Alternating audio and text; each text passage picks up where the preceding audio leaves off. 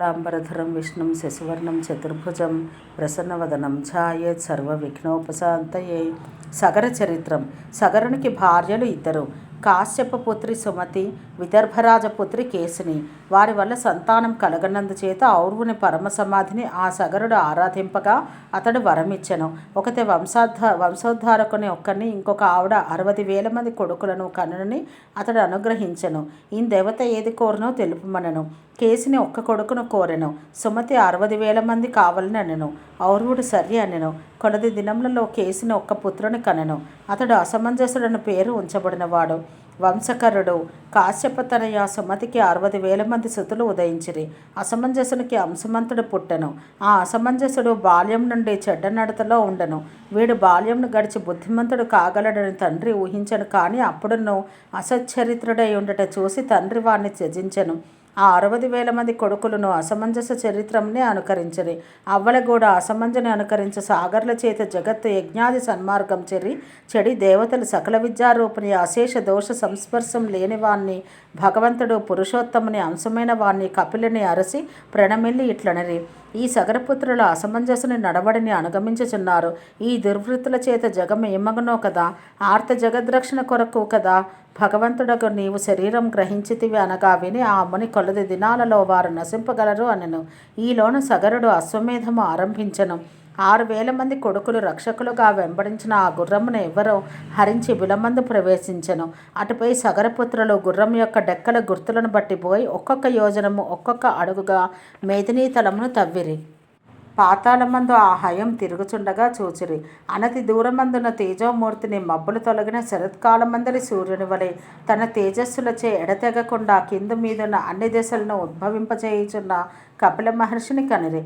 మరియు దురాత్ములై ఆయుధములు ఎత్తుకొని గుర్రము దొంగ ఇదిగో ఈ యజ్ఞ విఘ్నకారిని అపకారిని చంపుదమని అతని మీదకు పరిగెత్తిరి కూడా. అటుపై ఇటు తిప్పిన అతని చూపునబడి వారు తమ శరీరమందు పుట్టిన అగ్నిచే దహింపబడి నశించిరి. సగరుడును కపిల మహర్షి తేజమున అశ్వానుసారి అయిన పుత్రబలం మసి అయ్యన్నని తెలుసుకొని అసమంజసుని కొడుకు అంశమంతుని పిలిచి అశ్వాన్వేషణముకు నియోగించెను. అతడును సాగర్లు తవ్విన దారిని బట్టి జని కపిలని దగ్గరకు వచ్చి భక్తి నమ్రలై ఆ పరమర్షిని స్తుతించెను. అంత అమ్మని అతనితో ఇట్లడెను. ఈ అశ్వమును పితామహునికి చేర్పం వరం కోరుకొను. నీ కొడుకు మనమడు ప్రపౌత్రుడు స్వర్గం నుండి గంగని పుడమకి కొనిరాగలడు అనెను. అంత అంశమంతుడును బ్రహ్మదండహతులైన మా పితరులకు స్వర్గమునకు అయోగ్యులైన వారికి స్వర్గప్రాప్తి కూర్చు వరమును మాకు కపిల భగవానుడు అనుగ్రహించుగాక అనెను. అది విని కపిల మహర్షి నీ ముని మనమడు ఈ భూలోకమునకు స్వర్గము నుండి గంగను కొనిరాగలడని ఆ గంగోదకము చే నీ ఎముకల బూదియు తడిసినంత మీ తాతలు స్వర్గమునెక్కగలరని నేను అంటిని కదా. విష్ణు భగవానుని పాదము బొటనవేలు నుండి వెడలిన నీటికి ఈ మహిమ కలదు. కేవలం అభిసంధిపూర్వకము సంకల్పంతో చేయబడినది కానక్కర్లేదు. స్నానాది ఉపభోగములందు ఈ పవిత్ర తీర్థం యథాలాభంగా అయినను తాకిన ఇది ప్రేత ప్రాణి యొక్క బూడిద, ఎముకలు, చర్మము, పేగులు, కేశములు మొదలైన శరీర భాగమేది ఇందు విడవబడినదో ఆ క్షణం ఆ శరీరిని స్వర్గమునకు కొంపోవునన విని అతడు ఆ మునికి ప్రణతుడై సెలవుగని గుర్రమును కొనివచ్చి పితామహను యజ్ఞమునకు ఏతించెను. సగరుడు ఆ అశ్వముగని యజ్ఞమును పూర్తి చేసెను. అతడు పుత్రప్రీతితో సాగరమును తన పుత్రుడుగా కల్పించుకొనెను. ఆ అంశమంతునికి దిలీపుడు అతనికి భగీరథుడు కలిగిరి. అతడే స్వర్గం నుండి గంగనిక్కడకు కొనివచ్చి భాగీరథం అని పేరొందిన దానిగా ఆమెను గావించెను. భగీరథునికి సహోత్రుడు, అతనికి నాభాగుడు, అతనికి అంబరీషుడు, సింధుద్వీపుడు, ఆయుతాయువు, ఋతుపర్ణుడు వరుసగా తండ్రి కొడుకులైరి. ఋతుపర్ణుడు నలునికి సహాయుడై ఉండెను. అతడు అక్షయ హృదయం పాచికలను గూర్చిన విద్యను రింగినవాడు.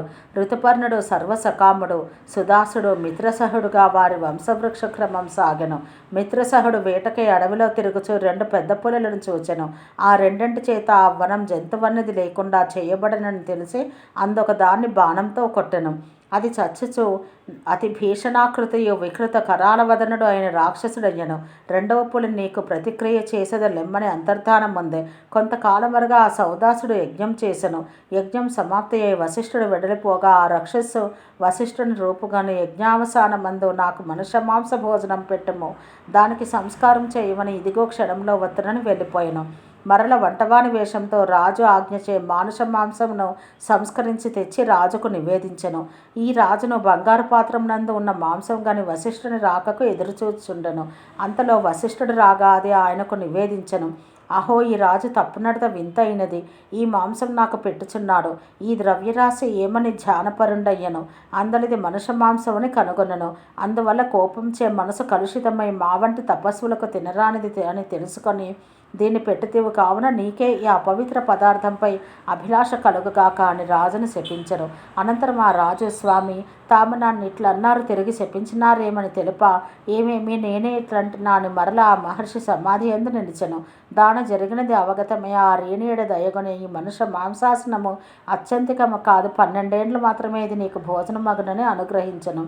ఆ రాజు కూడా జలాంజలిని కొని మునికి ప్రతిశాపమయ్య ఉద్యమించినంత, స్వామి, ఈయన మన గురువు, మన కులదేవత అయిన ఆచార్యుడు, ఈయనను శపింపదగదని మదయంతి ప్రతిమాల ఇటు పంటను అటు మేఘములను రక్షింపదలిచి ఆ శాపోదకమున నేల మీదనో ఆకాశమందునో చల్లక దానిచే తన పాదములు తడుపుకొనను.